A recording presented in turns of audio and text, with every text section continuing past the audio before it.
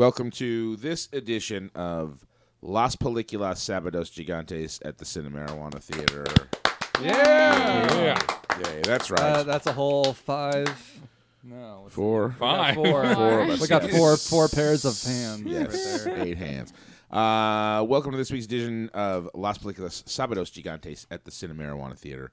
We are an awesome movie group that watches movies that we don't know what they're going to be.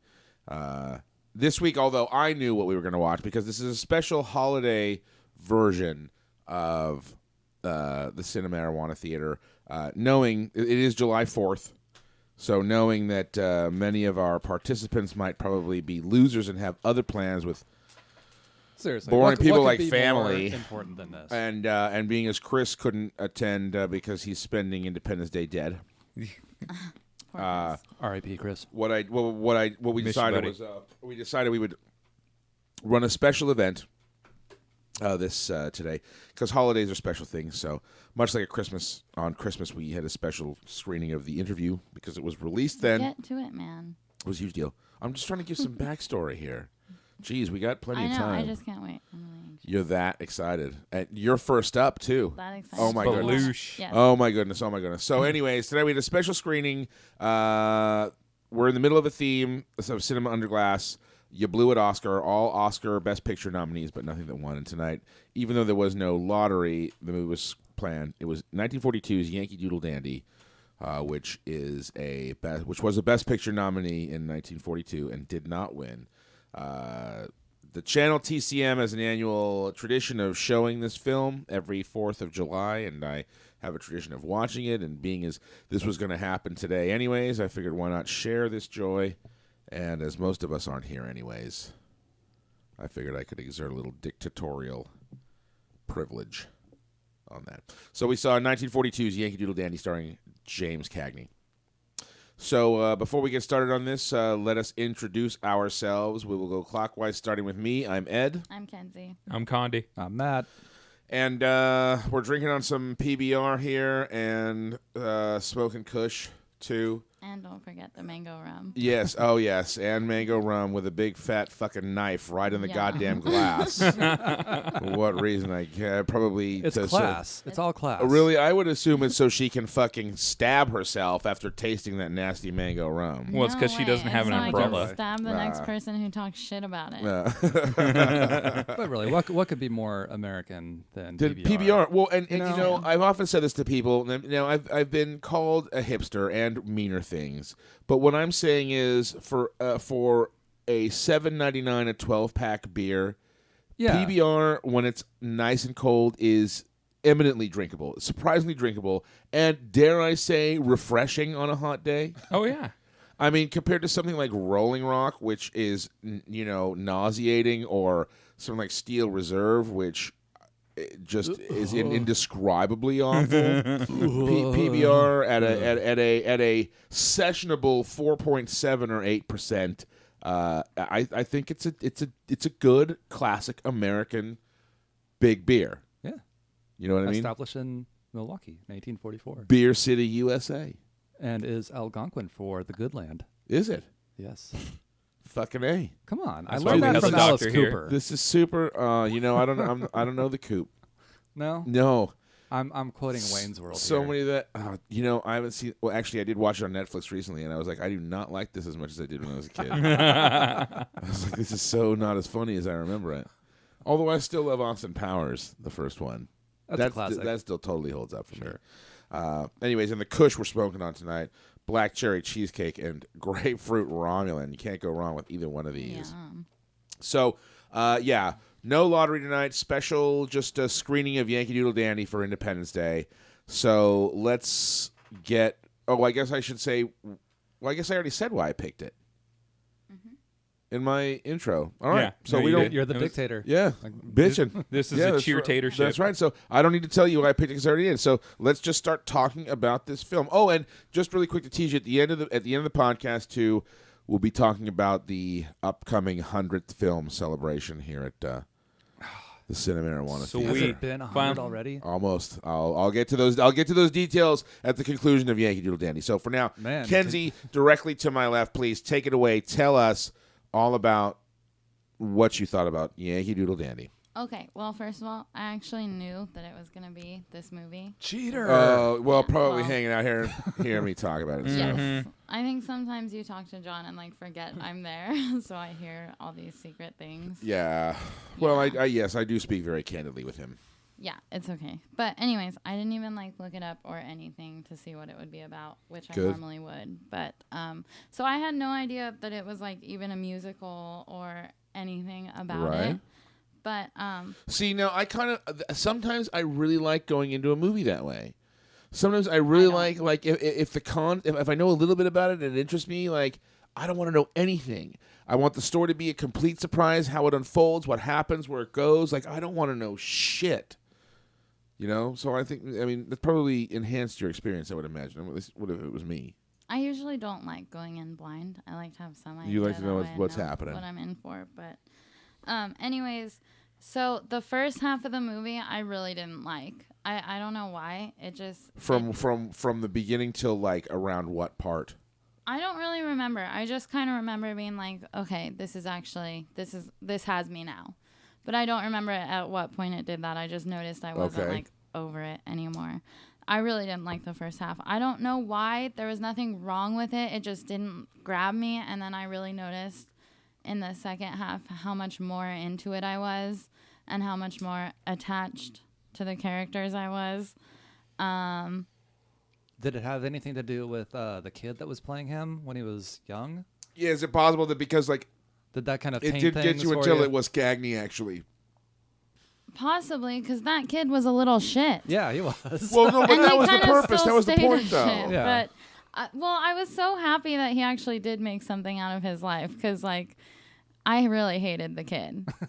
That I didn't even think about it, but that's probably why I didn't like it. But yeah, he's a little shit. Yeah, you're supposed to want to slap the shit out of him. I did. Like, you know, it's funny because, like, I think even I've seen this movie a ton of times, and still every time I watch it, when he busts out of that curtain, you know, to talk shit to that guy who's trying to give them that kick-ass fucking job, and he's like, maybe you're not the showman you're fucking cracked up to be. Like, even now, I'm like, who the fuck does this little prick think he is, dude? Like, you gotta be fucking kidding me. Well, it's funny because when he's older, it's totally funny and acceptable. Well, not only that, but it actually pays dividends. Like, yeah, it was a pain in the ass when he was a kid, but it kind of shows got him into trouble. Yeah, but it ended up being a valuable character trait as an adult. Absolutely, you know, he really vouched for himself. Yeah, like that whole exchange between him and that's exactly the other guy that had the show down the street. Thanks for stealing that. Eddie Foy. I'm stealing Mackenzie's I was thunder just here. about to talk about that. Right. No, please tell us about it. The scene. It's the scene where George M Cohan, whom Cagney plays, meets Eddie Foy, played by Eddie Foy Jr. Nice. Outside of one of his theaters. Eddie Foy was a big musical theater guy, and a vaudeville guy like George M Cohan was. So go ahead. So I don't really pick up on things, so I had no idea that it was that other guy. I thought it was just some random like asshole on the street. Just talking shit. Yeah. And then I just thought that whole scene was so clever, and actually that's one of like the top 3 most memorable out of the second half, which there were particular scenes that I just really loved, and that was one of them.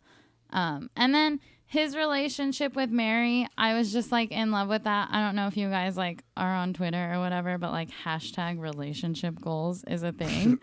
And like that movie is like relationship goals for me because they're just so cute. I'm like, oh my God. I love them. I got to admit, you kicked off the podcast. Well, no. I mean, I think it does. It definitely portrays a very idyllic, you know, sort of version of a relationship. Even for me on some level, seeing sort of. And, you know, I suppose, like, a feminist could look at it like, you know, oh, well, she's just totally sacrificing her own self to, like, look out for him. But I don't look at it like that. I see it as, like, two people that, like, really are into each other, forming a symbiosis that works. And her understanding, like, that he's the talented one and he's going to be, you know what I mean? Like, she's not, she didn't fucking write Mary. Right. She didn't write 45 Minutes from Broadway. You know, she knows he's got fucking chops and that's what's going to fucking bring the goddamn bacon home. So instead of, like, trying to be like, oh, well, you know, it's like, I don't know. It's maybe it's the same criticism, like, with Song of the South from a feminist perspective, I suppose. Because Song of the South is like, it's an idyllic master-slave relationship. Well, but I see what you're saying. Well, okay, and you know what? F you, Condi, No, because you're all of you guys were like in Make Way for Tomorrow. Oh, their relationship. Oh, boo-hoo, that was so No, I don't care about the tragic. relationship No. part. I'm down with that. I thought they had a beautiful relationship. I hate that she had to use the word hashtag whatever. Relationship That fucking kills goals. me, man. I just couldn't think of another way to explain. Well, like, you better try harder. I would seriously. Well, okay. I'm sorry. I understood, and I'm not even again. on Twitter. Thank you. Or whatever it is. Whatever, it is. whatever that thing is. that Social uses media. hashtags. But then about that relationship, then like I was looking at IMDb and it says he was actually married twice, and like Yeah, that is something to they note. divorced. That the film does take a few liberties. Yeah. But to be fair, doesn't that make it a better story? Would you really have It was a preferred to better see story. him? That's what I'm saying. No, Would that's you, what you I'm know saying. I mean? Like their relationship was awesome. Sure. and- I don't need to tell you, but like, it I was don't give a shit. movie. It's not that wasn't real life. So, Yeah. but yeah, the first half. And had it stayed like as boring as the first half was to me, I'm sorry, I would have given it probably maybe 3 stars if that day I was in a good mood. But after it, like probably a solid 4.5. Now, do you think that there's any possibility that were you to revisit this film, that now sort of knowing the kind of journey that it takes you on and knowing that, you know, Cagney as a young child, his precociousness, for lack of a better term, is supposed to wind you up and stuff like that. Do you suppose there's any possibility that if you were to revisit the film, that the first part of it that you didn't enjoy as much might be better for you? Might be, because I know for me, like, the movie kind of gets better each time I watch it. Like, I just kind of I follow it a little better. I notice a little more. I appreciate the performances and nuances a little more. I mean, you think it might improve for you on another viewing? It might, or I might just be able to like pinpoint what I didn't like about it.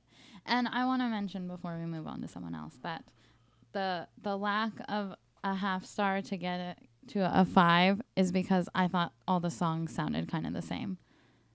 They were all very similar. They were good. Sure. And certain ones were better than others, but for the most part, just like the ones that weren't meant to be as important all Right. sounded the same. I kind of see that. I mean, I guess and that they- was just sort of his style. well, yeah, because I mean, I think they actually all were Cohan Yeah, they songs. are. So I mean, you know, maybe it's like he's like an Everclear record.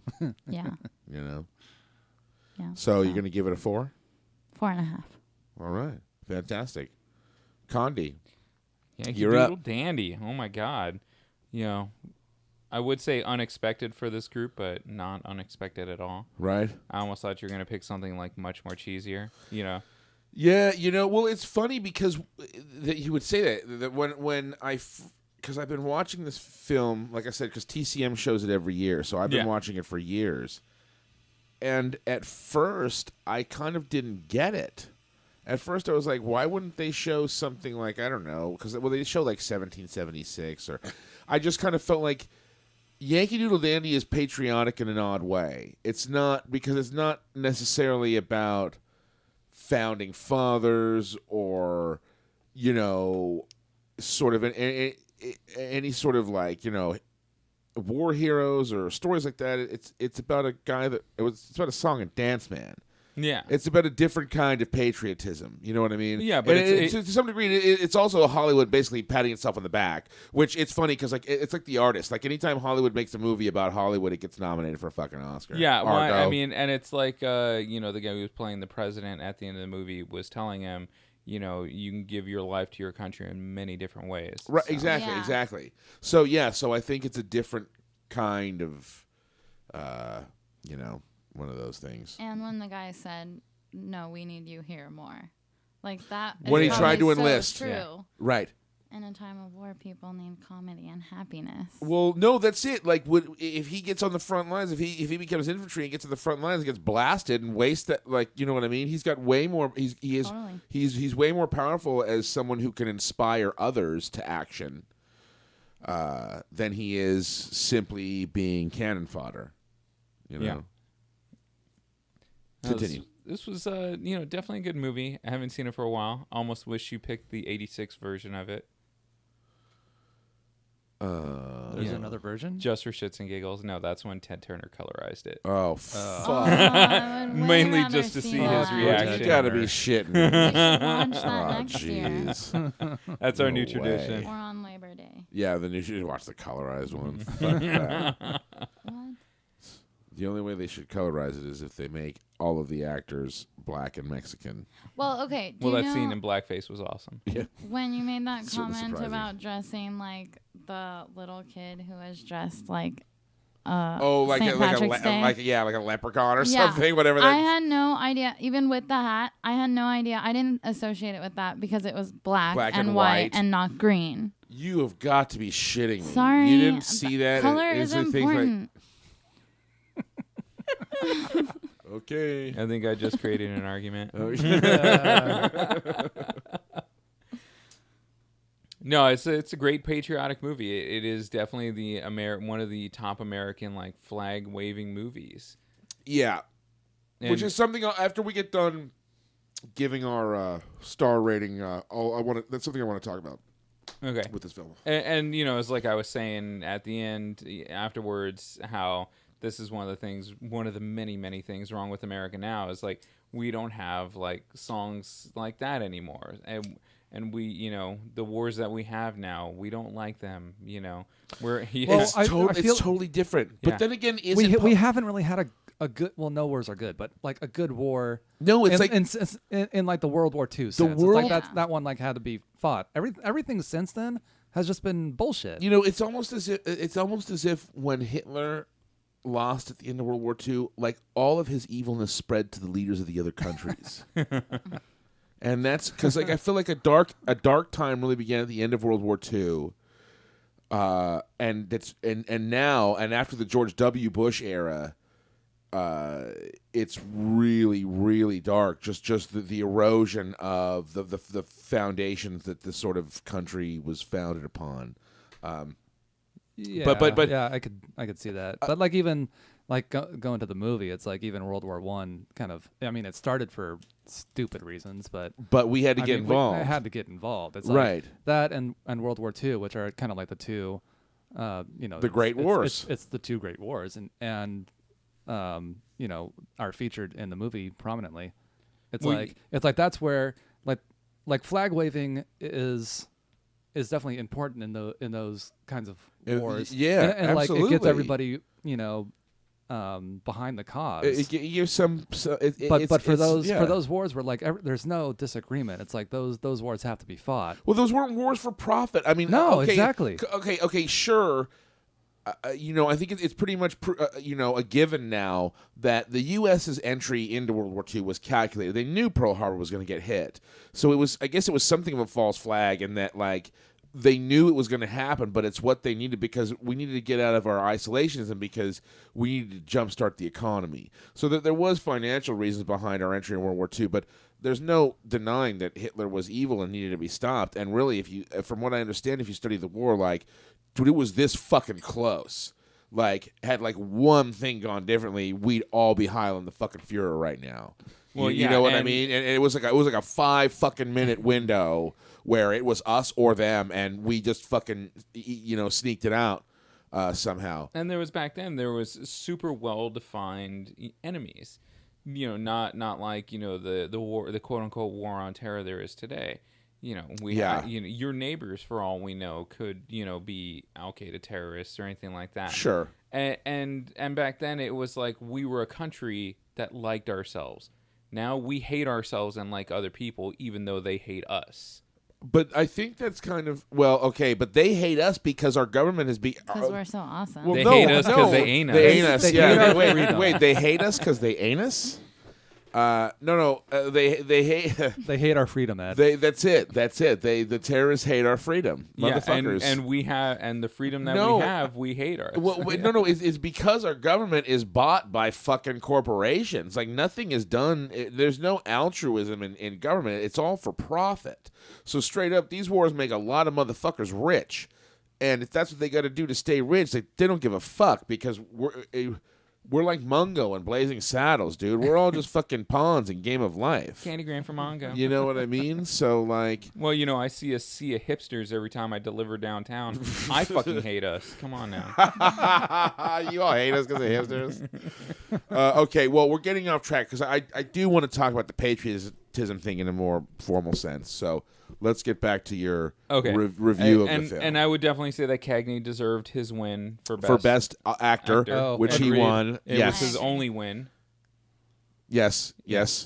At least they got it right once, though. At least they gave a guy that From deserved time to time, it. they do. Yeah, you know what I mean? Not very often. Yeah. And, as without any hashtags, his relationship with his family and with Mary were, that was beautiful. Great, beautiful things. And Hashtag beautiful things. And that's another thing you don't see anymore. I mean, it's not to say that people don't have good relationships with their families or, a good marriage or anything like that, but it's nothing like the way it used to be. Yeah. Where, values and, family came first. Now it's all like, you can tell people like, oh, mom, dad, I'll be there for you. Ooh, I can't. I'm at the game. It's funny that she would have brought up Make Way for Tomorrow because in a way it's almost, with this film, it's almost two sides of the same coin. Yeah. Where you have one, the fantasy Hollywood, like that's how you want it to be, and probably is for a few people version, like the Cohans. And then on the flip side, you have what's probably far more commonplace, which is like what happens in Make Way for Tomorrow. Put your ass in a home. You know what? People actually are like pretty decent about it. It's when like parents die that like people go all greedy and stuff. Oh, well, yeah. Oh, dude, yeah, like, for sure. Take care of their parents. Like if it's just one parent. Some people do, but not everybody would have the, I guess, strength. Testicular fortitude to do what like Cagney did in the movie. When he's overhearing like, hey, the three of you could get work no problem, but you got fucking Georgie with you and nobody wants to deal with him. And he hears it all and he comes in and just tells that big ass lie to let his family go and make some money. And do what they got to do. Yeah. I mean, people will still do that nowadays, but not like, the great amount of people that would do it back then. Yeah. But I would give this movie like 3.5. I'll probably talk myself into 4 stars. Nice. It's a really good movie, and the only reason I might knock it down to 3 is it's super dated. Well, it is, but that I think that's for me kind of one of the advantages, though. Well, I mean, it's a very because you get this perspective into history.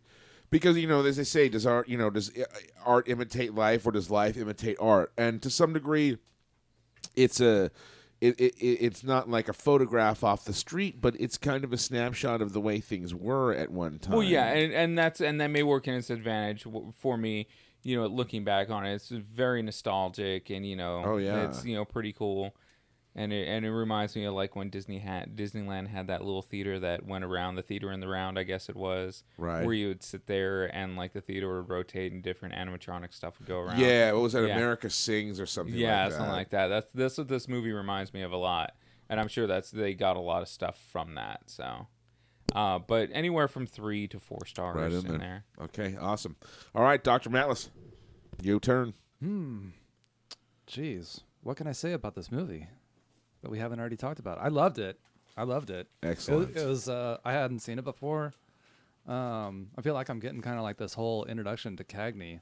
Well, yeah, because we Through just this having thing. Angels with Dirty Faces a couple of weeks ago, which is interesting because I it was funny because like I knew he was going to show up sooner or later, but it took a while for it to happen. But then it's kind of weird how like sort of it worked out that you have 2 right in a row. Yeah, because and that's actually something I did want to talk about is Cagney, especially based on like just the 2 we've seen here. Yeah. Which is, and this one, his role is like it's a much different character. Oh yeah. I mean, obviously, much different movies, but I feel like Angels with Dirty Faces is sort of like even if you haven't seen like a Cagney movie, right, and like all you kind of know is like the sort of stereotype, stereotypical kind of like the you Cagney, dirty rat. Cagney. Right. Yeah. It's like obviously that one's that one's Angels with Dirty Faces. Yeah, totally. But this one is just like he still kind of has that same Cagney kind of patter, you know. Yeah. But it's just his acting chops are just amazing in this movie. Yeah. And yeah. Yeah, And I loved it. dancing. Oh yeah, Yeah. I had no idea. Well, and that's what he preferred to do. He was typecast kind of. He was so good at playing a gangster that once he knocked it out of the park, he got all kinds of gangster roles. I mean, to be fair, he did a lot of films and he had a lot of different. I mean, he was because one I've been wanting to show at some point during our thing. I don't know when it'll ever happen, but I mean, it might if we ever did musicals as a theme. But he's in a film from 1932 called Footlight Parade. Which is like basically a musical romantic comedy, and he's so wonderful in it, but he so rarely gets to play. He's usually like a gangster. Yeah, you know what I mean. There and are no tap dancing gangsters. Not back then. There's a few. You know, you don't hear much about them though. He did it behind closed doors when the camera wasn't rolling. But yeah, it certainly is a different kind of character than he's sort of known for.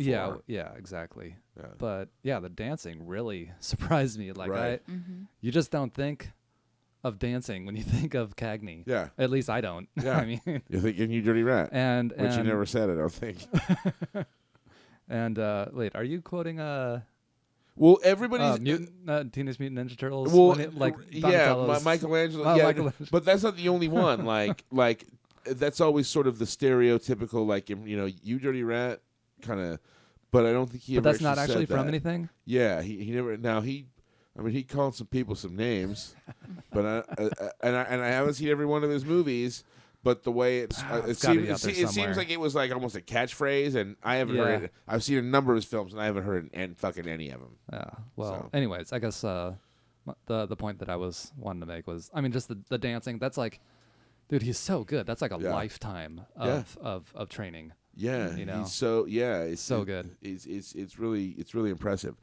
Just to add a little piece of trivia, that the part at the end where he's leaving FDR's office and he's looking at the portraits of the founding fathers, and he goes down the stairs, and halfway down the stairs, he starts tapping down the stairs.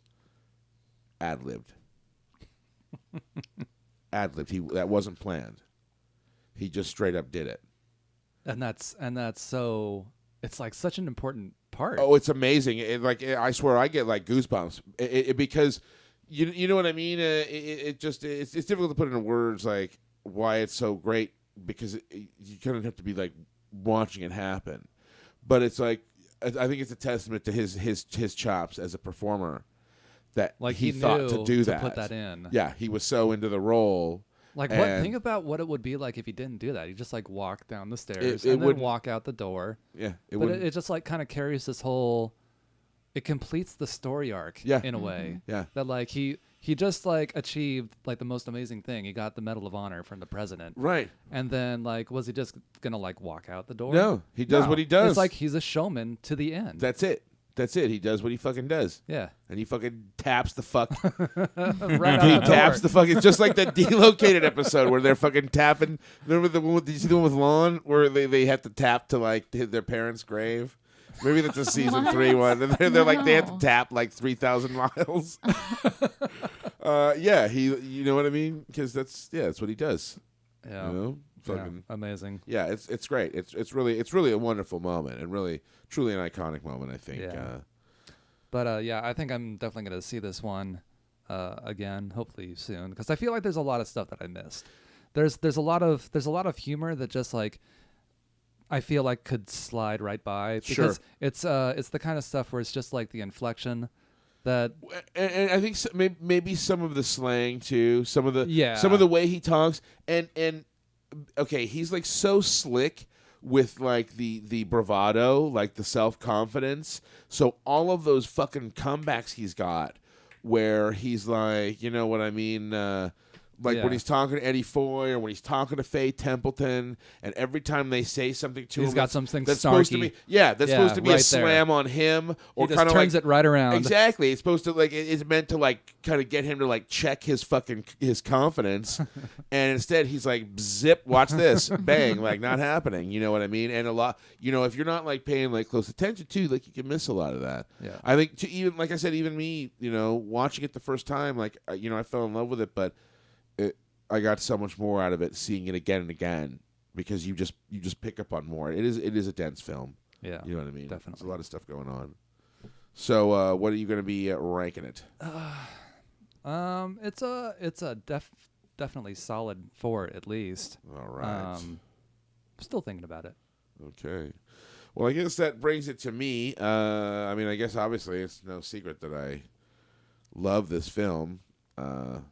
So, yeah, I guess we should just talk about the couple of things that I thought about that I marked down wrote down for myself while watching it. Like we were just talking about, just Cagney, just this role versus Angels with Dirty Faces, having seen them a couple of weeks apart. Just the kind of range, but the way he does exactly what an A-lister does. He does exactly what Tom Cruise does. Tom Cruise gets people to go see a Tom Cruise movie. Only Cagney does it better because he's got better chops.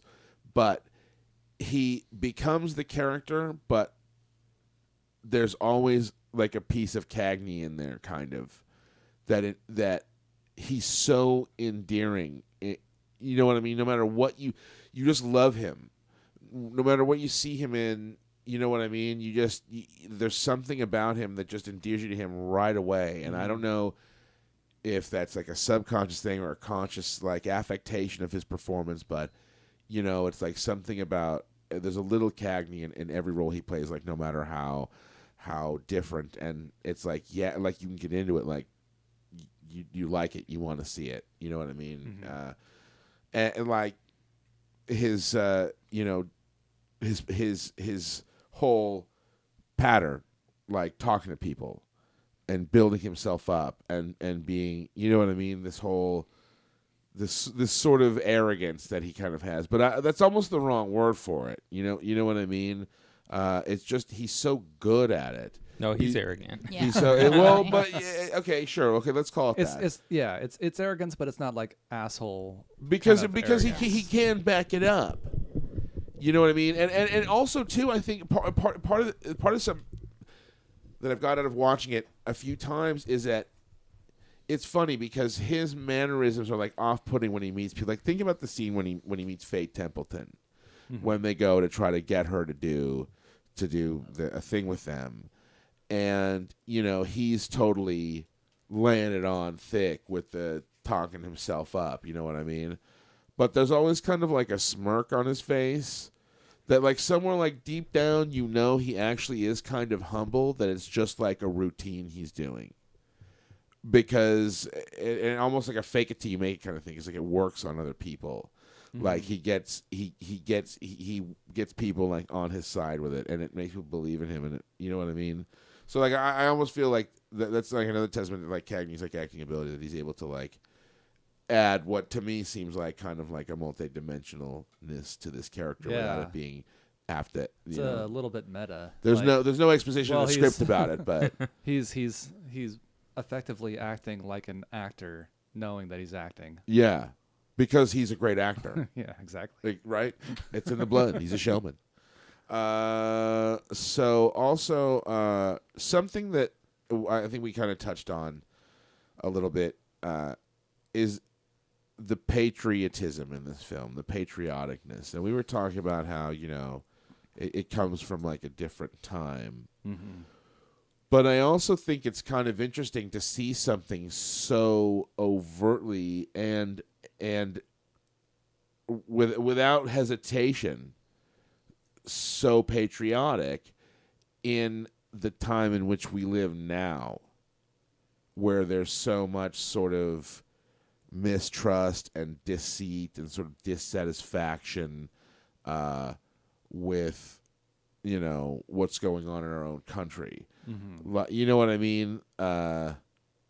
Because like we were talking about the sort of solidarity among people like in support of like World War I or World War II because they were sort of wars of necessity. Whereas like all the wars now are like wars for profit, and it's weird now. And I don't know if this is a bad thing, and I don't know if anybody agrees or disagrees, but like I almost see like the acts of patriot, like displays of patriotism, like public displays of patriotism are almost kind of offensive because it's not, you know what I mean? Like it depends. It depends on the people that are doing it and how they're going about doing it. Well, yeah, that's what I'm saying. If they agree, if their politics align with mine, I'm into it. If they don't, I'm like, I don't want to fucking see that. Yeah, you know what I mean. That's kind of the times that we live in. Right, and everything was definitely more unified back then. Yeah. Although I don't know, there's always the minorities in whatever times. Well, no, there's tons of bad stuff, and like pretty much everything that you see on the surface, like everything that,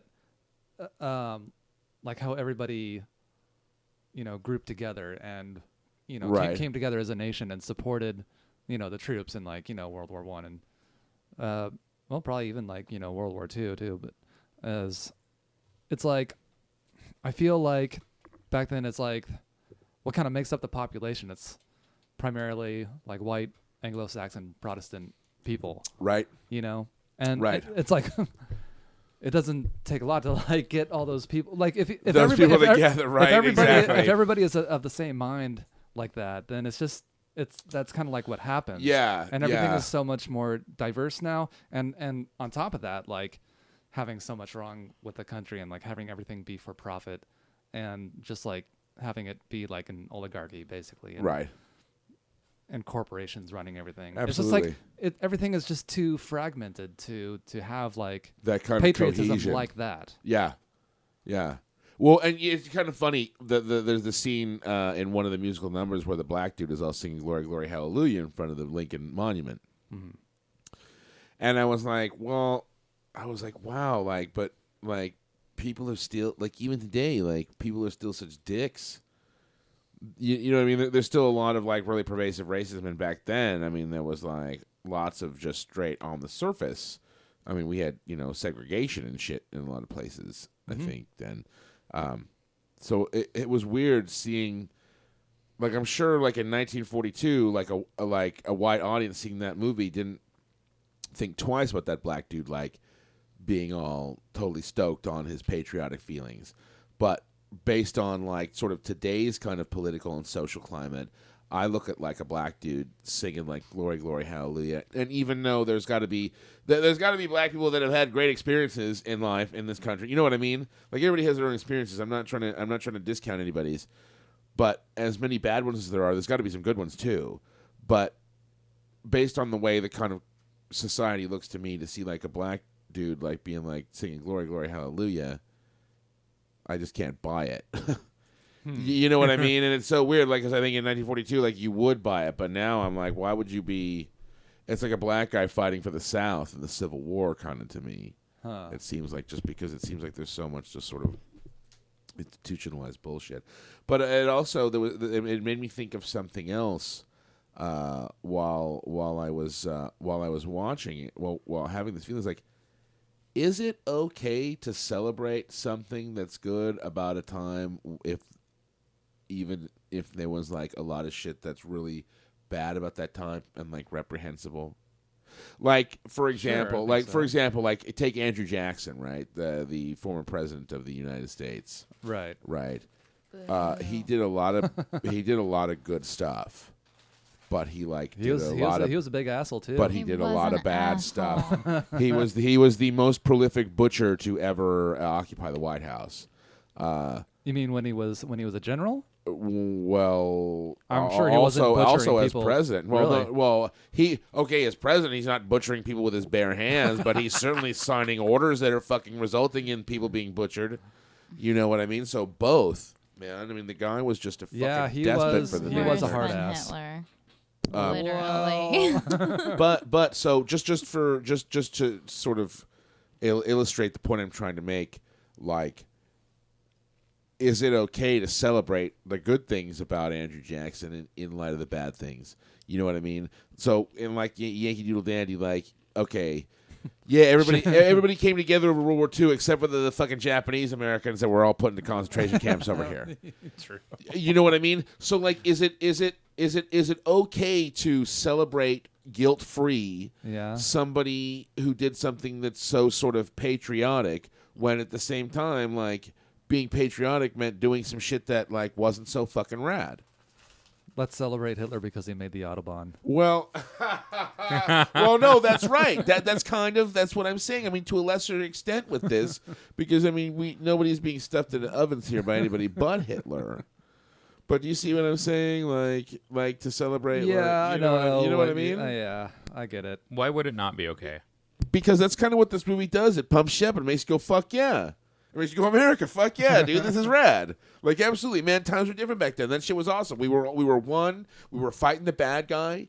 But it's like, man, there was a lot of fucking problems over here, too, still. You know what I mean? And there was a lot of injustice and a lot of bullshit.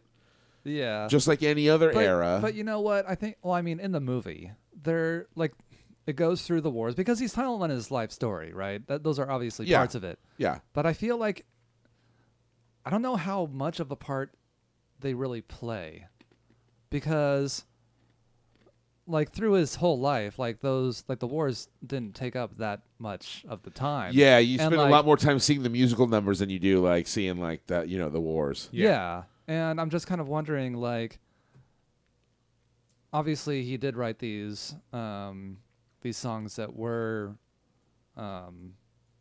I don't know what do you call it, like the flag waving, patriotic. Yeah, sure, the flag waving marches that he even wrote. see in the movie, even at the time, people are like, "Dude, this flag waving horse shit. Like, are you kidding? Like, this is some pretty fucking ham fisted shit."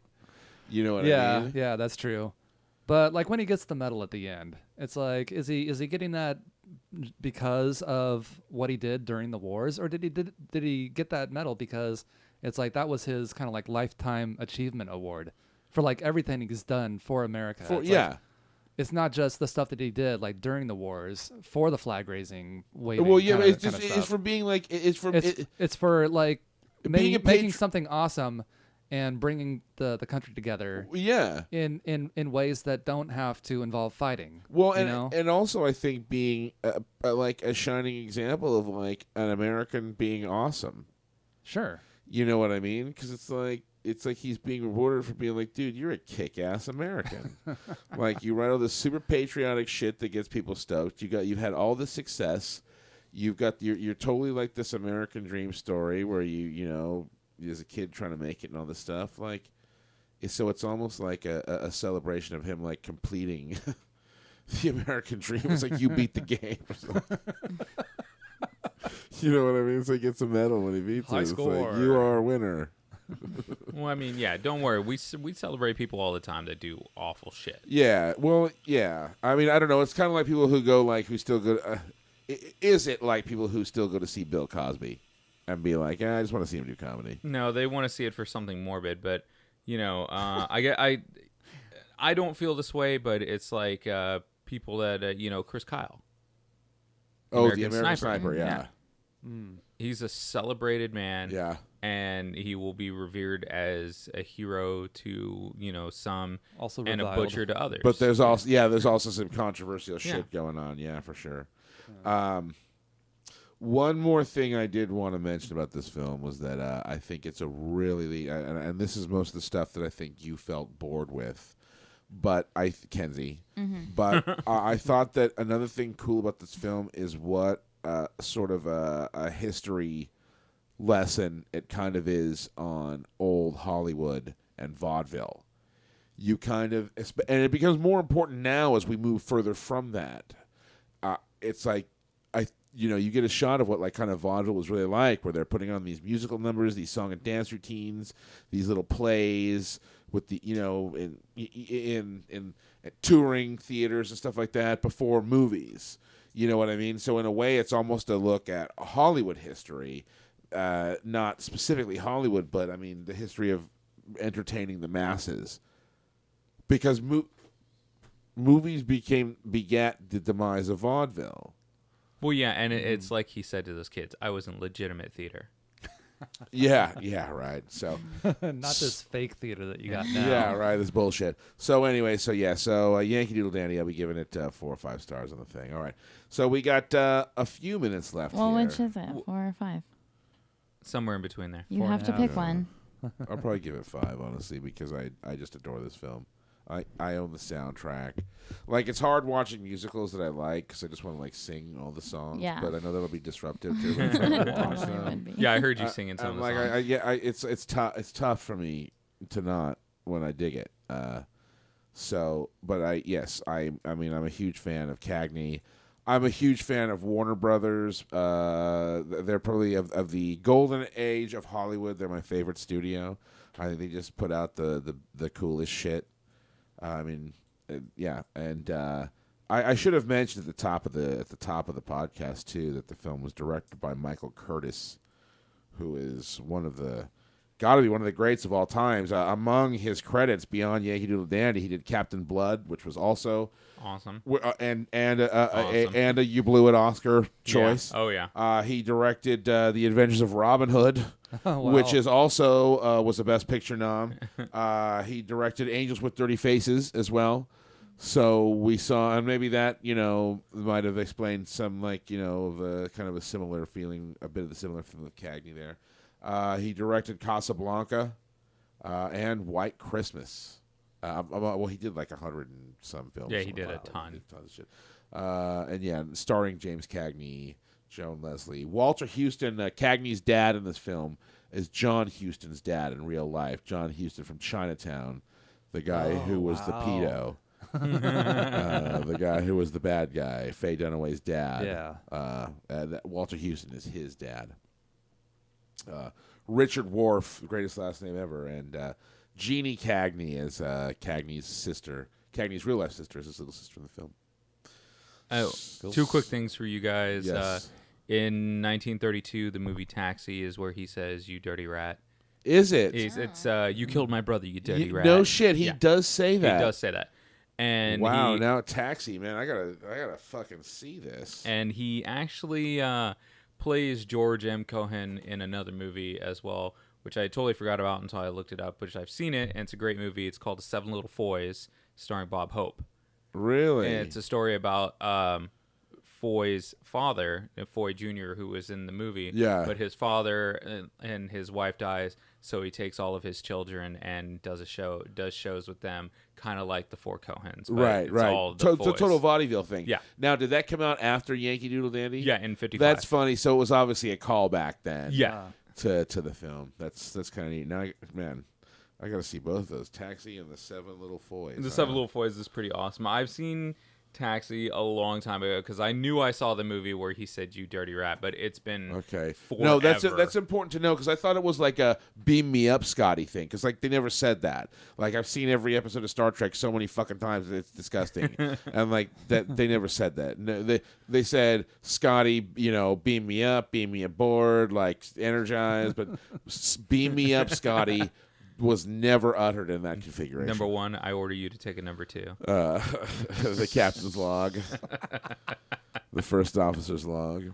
All right, so if I'm not mistaken, okay, we got a few minutes left, so we'll talk about this now. As you guys are the lucky ones to be here. So we here at the Cinemarijuana Theatre are approaching our 100th film. Now, Too bad we don't have 100 podcasts. I know, right? I know. We're getting there. I don't think we could get that drunk. This is I don't know. This is number 14 already. You know what I mean? Like we've been. You know what I mean? Like we keep doing this. It won't be long. But so we didn't count short films. And we didn't count stuff that we watched.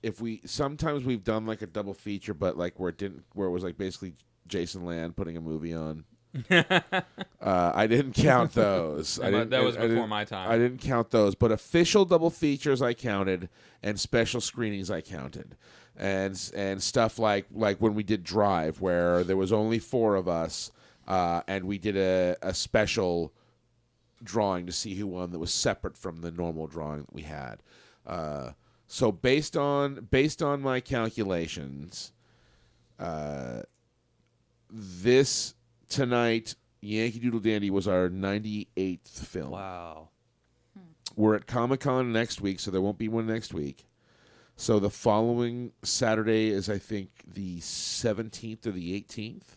It's the 18th. That'll be 99. Oh, okay. I might not be here for that one. That's fine. Be here for the one after that on the 25th. I'll be at the racetrack. The 25th. Now, it was going to be the first. What, is that the Weird Al Day? No, I mean the actual ponies. Yeah, no. They do the concerts. Weird Al's going to be there. We should go see him. Weird Al's going to be doing like the fair's over this weekend. No, at the racetrack. They do. They do concerts at the race. Yeah. The race Well, yeah. I just thought it like the Weird Al usually does a concert series with the fair. With the fair. Oh yeah, no. But standing room. Like, I really want to go. Anyways, okay. Okay. So it was going to be the first, but then we ended up with a double feature last week, which bumped it up. So the 25th is looking to be our 100th film. So basically, here's kind of what we're planning to do. Obviously, we're going to probably have some kind of snacks or something to make it so everybody can enjoy that. But also, we'll probably be running some kind of programming all day. I'll make sure I don't work, and we'll run some kind of. Me and John are deciding it would be with Chris, but he's R.I.P. dead. So he's not planning this with us right now. I really miss that guy. I know, right? I wish he'd come back from the dead. Well, at least purple's officially a color again. Yeah, right. So we're planning on some kind of marathon or some kind of programming schedule during the day, and then partying in the evening. Obviously, having the movie and then drinking to celebrate, and then doing the podcast after we drink and stuff, right? Yeah. But so for the 100th film, we thought we would do something special and a little different. So what we've decided is that we're going to try. This is going to be the first and only time anybody's ever going to get to vote. Oh. Basically, what we're planning to do is a Starship Smackdown kind of bracket elimination system. We want everyone to sort of pick their ultimate if you could pick anything totally randomly off theme. It doesn't have to be part of the theme at all. Whatever you think the most ultimate pick to sit here and watch with everybody would be. And I sat down and thought about this, and I made a list of a good number of them. Yeah, right? I'm thinking of some good ones. And basically, what we're all going to do is everybody's going to pick one. We're going to write them down, toss them into a hat, randomly draw them, and assign them to brackets. And then basically, everybody is going to have to argue for their film. Kenzie, let's pick Twilight. This is so stupid. Everybody's got to basically argue for that film, and then the group will give up vote. already, basically. Why? None of you guys are going to vote for a movie that I want to see. That is the shittiest attitude. You have no idea. Dude, postcards Really? work, okay? You have no idea. Nobody knows what you're going to pick. Step up that game. You pick the right. Yes, step your game up. Pick a fucking cool film and think of a good argument for Dude, it. you've had some pretty good picks. That's guys. what I'm saying. You have. So I'm saying there's no reason to But, fucking doubt with your yourself. attitude, fuck you. Just I'm don't- not That's voting what for you I'm now. saying. Just That's what I'm don't saying. just don't pick the canyons. Dude, or- because I thought that was a rad pick, even though the movie sucked. Because Yeah, that because it's movie's not very good. because sometimes I think we should have more movies that suck to people in here. Sometimes because sometimes it's usually we all love it except for one of us, or we all I love could it. easily do that, but then none of you would vote for mine anyway. Well, no, see that's the thing, so but that's if This I'm is not where trying you to have be to have a negative, I'm compelling just using argument. logic. Exactly, it's just like a theme. You got to think about this, right? And you got a couple of weeks still. You got basically 3 weeks to think about this. You can. Okay, so tell you what, if we have an odd number, you fucking are out. I mean, it's I'll just take my fuck you pick that's still sitting here. I My can just be fuck like, you hey, pick is so much I worse want than to anyone show my else's. fuck you pick. What's your argument for it? Look at how bad you guys want to see this. You're so curious about how bad this movie is. I can just go off on that for hours. That's what I'm saying. And then the rest of the group will vote. And then whichever one wins the vote will move on until we get down to the final two, and then we'll battle it out. And we'll watch whatever movie wins the bracket-style elimination series. What if it's a movie that you haven't seen before? How are you supposed to? It's up to you. Make an argument. I don't know. That's for you to decide. I don't know, but Okay. whatever. It's up to you, man. If that's gonna, because I don't think that you need to necessarily have seen a film to construct like a convincing argument, like why you think it would be rad to show it or for us all to watch together. Yeah, just put a happy little tree in the corner. You'll be fine. You know what I mean? But so we thought that would be because I mean. We were trying to think, well, what could we do like differently just to make it kind of a special thing as it's like the 100th one. So as we never ever vote on anything, which I know has been an issue for some people, but as we're at our 100th film, it's obviously worked out okay on some level. We thought that would be like a fun thing to try out. You've lost a few members along the way. So yes, that's true, and they're all welcome to come back if they want, which isn't going to happen, I'm sure, but. They are welcome. I'll be doing an invite for it, obviously, on the Facebook. But yeah, so and then like I said, like daytime programming and stuff. So whenever anybody wants to come over that day, we'll be fine, and then we'll party and drink, maybe a rock band or something. Who knows? But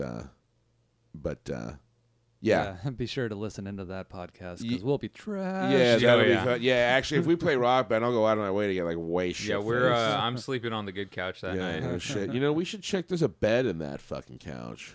In this one? Yeah, that John thinks is like brand fucking new.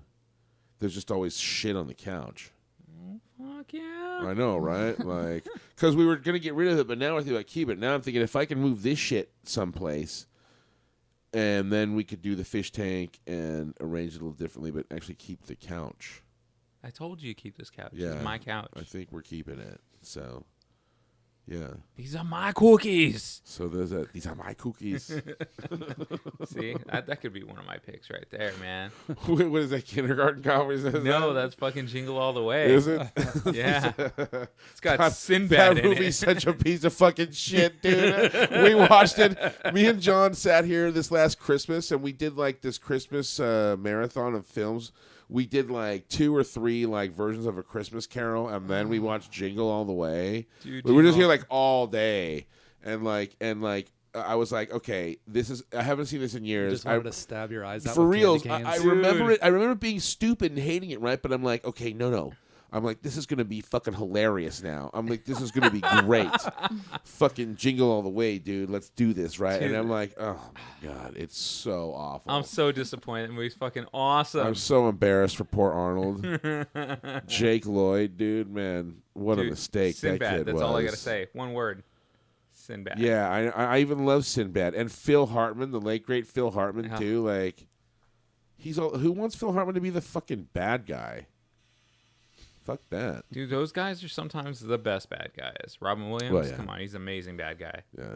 Well, Phil Hartman as Frank Sinatra or Donald Trump, 2 of history's most notorious and famous bad guys. He was hilarious as. So, yeah. So, no us next week because of Comic-Con, Yeah. right?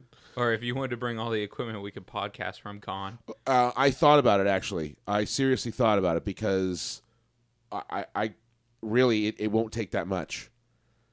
You know what I mean? Like, Yeah. If I had a duffel bag, all I got to do is toss like 4 stands in it, and 4 mic cables and this son of a bitch and a fucking Zoom, and that's it. You know what? Maybe, but we won't have watched a movie unless we're going to do some kind of cool like podcast about con. Yeah, that's just what do I a thought. podcast Yeah. about Okay, each day. yeah, Like, no, because we should, hopefully all of us will, well, at least the 3 of us and John will be there. Yeah, and obviously the 3 of you 2 and John are going to have a completely different experience than I'm going to have being at know the what? booth and You're the everything. working man. You know what? I'm going to go ahead and fucking say it, dude. Call of the day right there. I am so totally bringing this stuff because that is just great. Even Zeb's going to be down there. We could probably get him up on it. Oh, yeah. If he's not, being like fucking Uncle Traveling Matt someplace, which is exactly like his fucking what he does at Comic-Con. He's like Uncle Traveling Matt. Yeah, I from mean, Friday and Rock. I'll be in the room, Friday, Saturday anyway. So. Yeah, I mean, we got plenty of room. We got a big ass fucking table. We'll have a case of Modelo. Yeah. Some chartreuse. Fuck yeah. Better be some You know what? Zimas. I'm actually, you know what? And I'm gonna find out a fucking chartreuse cocktail recipe. I'm gonna find out some way to like. Don't fuck with it. I really like it. If it ain't broke. Fucking balls to the wall, man. Yeah. So all right. So we will be back next week with a special Comic-Con edition of the Cinemarijuana Theatre. Not exactly movie oriented. Right, but certainly at We'll least give our thoughts. Yeah, about it should be great because Yeah. our booth is right by the Warner Brothers booth. Yeah, Literally. Yeah, you're exactly. So yeah, that ought to be pretty bitchin'. And then a week from then we'll be back with our next film, which will be our 99th film. That's Wow. crazy. You know what I mean? It's crazy too if you go back and look. Oh shit! This time I'll just finish that thought. If you go back and look at the poster gallery, it's so weird because, like, okay, we've obviously missed a few weeks, right? And a year is 52 weeks, so 104 weeks would be 2 years. So 100 films, we're not. You know what I mean? Like, it's been like 2 years, and some of like the oldest movies seem so recent. Really? Like, it's so weird. Like, for some reason, like Dark Star and like Rare Exports to me seem like Two of my just picks. Your first two, I think. Dark Star was my first. Right. Yeah. I think Rare Exports was your second. I love her probably. exports. That was an awesome movie. It just seems like just yesterday. You know what I mean? It's weird. But then like other like stuff, a year and a half. and then other That stuff. was a year and a half. Yeah. Holy shit, that was Christmas. Yeah. Or New Year's. It was right after Christmas. Right after Christmas, yeah, because Yeah. it was totally themed that it was totally perfect Yeah. that you won. But then something like we watched The Devil's Double, which I know was the second one, but like conversely, that like seems like so long ago. It's just weird. Like if you go back and look at the posters, like the ones that you know what I mean, like I swear, or like Paris is Burning, which was like really cool, but like it seems like so farther off in my mind than like Rare Exports, and it's not necessarily I thought what was better than the other. I don't know why that is, but I've just found that to be an interesting phenomenon. You know, it would be super awesome if you had the time to do it, to do like a semi montage of some of the best clips of everybody's first picks. Oh, I could do that so easy. What was my first pick? Yours was Buffy. Oh yeah. Dude, Buffy's awesome. Yeah, no, but I actually really like that movie. the screening, her screening was kind of maligned because it was a double feature, like the first one we ever had. That screening was bullshit. And there was a basically. lot of booze going around, and basically, like nobody would shut up. Everybody like talked over the Yeah. whole fucking movie. And I mean, I'm not pointing fingers because I'm just as guilty as anybody else, but I was also super disappointed in myself and the whole thing because That your was first. in the before time. Yeah, that was it before was. the Cinemarijuana bylaws. Yeah. I feel Yes. like I have been the reason a lot of rules have been established. Well, but that's not necessarily a bad Elimination thing. round. And Chris. That's because of me. Yeah, and Chris. But that's not necessarily a bad thing, though. I mean, we're refining it. We're making it better for everybody. yeah. Yeah, and You know what I mean? I feel bad as being one of the people that was like talking over like Harriet the Spy, and I know I was one. So No, dude, man, me and John have had this conversation a million times. It's the same thing, dude, because like, okay, ideally everybody would shut up for the whole fucking movie. But then, like, that's kind of one of the things that's kind of nice. Is, like, if somebody thinks of some fun, like, because we're all buddies, and Yeah. it's a less fun sitting than, like, being in the theater. But at the same time, like, it'll get out of hand, right? But the worst part is, like, I'll be sitting there thinking, like, fuck, I'll be shutting up. I'll be like, dude, this is getting out of hand. Everybody should be quiet. This is, like, too much talking, all that stuff. And then finally it'll quiet down, and then I'll open my fucking mouth. You know what I mean? And so now all of a sudden I've got no room to bitch, and it's like it's so frustrating because it happens like anytime we have or like the Goonies, like that we all talked over, like it happens, and I hate myself for it, but it's also so hard to like abstain from it. Yeah, you know. Well, I mean, the like, what do you Goonies. do? In all fairness, Chris really started that himself. Chris is one of the worst in life. Chris was one of the worst offenders of not being able to shut the fuck up. I think Chris and Victor are our two worst offenders of that in the history of the group. Jason Land used to be really bad, though. But he's okay now. He is okay now. Yeah, he's gotten better. I've gotten a lot better. Yeah. I think I was an offender. I admit it. I think Chris and Victor were the two biggest offenders of can't shut up. Because during the general, that pissed me off too, because especially Victor wouldn't shut the fuck up. I'm like, it's a silent film, so it leaves all this room for like talking. You know what I mean? But like then like you just get distracted from the story, and I'm just like, and then he was like, I didn't like it that much. It's like, you didn't fucking shut up. Like, you didn't even fucking watch it. How could you have fucking liked it? You know what I mean? But you know, it's hard. It's hard to be part of the fucking solution. It would have been funny to have podcasts during the Victor era. Yeah, no shit, right? I know. We would have torn him apart. Oh, you know what's great too is after Comic-Con, the mixer's coming too. Oh, I'm going to be sweet. getting that Mackie 16-track mixer. Ooh. So we'll all be on Nice. XLR cables. I'll have levels just right here. The Total, Mr. Mackey. Yeah, dude. Total. Isn't total that good thing sound. the mixer going to get in the way of your weed there? No, hell no, dude. I'll have my mixer here and my fucking weed right here. Cup holder on your mixer? Yeah. Speaking of that, I need to smoke some more weed. And speaking of smoking some more weed, it's time to get out of here. Yeah. So that'll wrap it up for this edition of Las Películas Sábados Gigantes at the Cinemarijuana Theatre. We'll see you next week at our Comic-Con show. Saying goodbye clockwise, starting with me. I'm Ed. I'm Kenzie. I'm Condi. I'm Matt. And we'll be back, in a week with awesome Comic-Con shit for you. Stay tuned. Stay riveted. You're going to fucking love it.